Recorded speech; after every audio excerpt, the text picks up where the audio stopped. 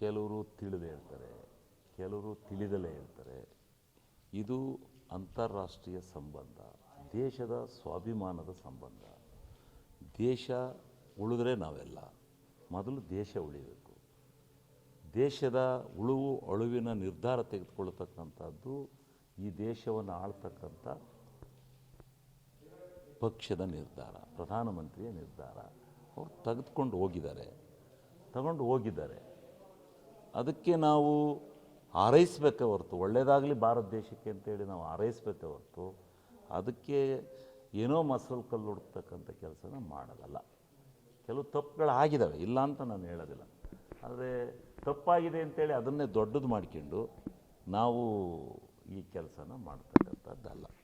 ನಾವು ಮಾಡೋಣ, ಒಳ್ಳೆ ಉತ್ತಮವಾದಂಥ ರೀತಿಯಲ್ಲಿ ಉತ್ತಮವಾದಂಥ ಕೆಲಸನ ಮಾಡ್ತಕ್ಕಂಥ ಕೆಲಸನ ನಾವು ದೇಶಕ್ಕೋಸ್ಕರ ದೇಶಾಭಿಮಾನದಿಂದ ನಾವು ಇರಬೇಕು ಹೊರತು ಇದರಲ್ಲಿ ಕಲ್ಲು ಬೆರೆಸ್ತಕ್ಕಂಥ ಕೆಲಸ ಮಾಡಬಾರ್ದು. ಯಾರೇ ಆಗಲ್ಲ, ಅವನಿಷ್ಟ ಅದು, ಅವರಿಷ್ಟ ಅದು, ಅವರಿಗೆ ಬಿಟ್ಟಿದ್ದದು.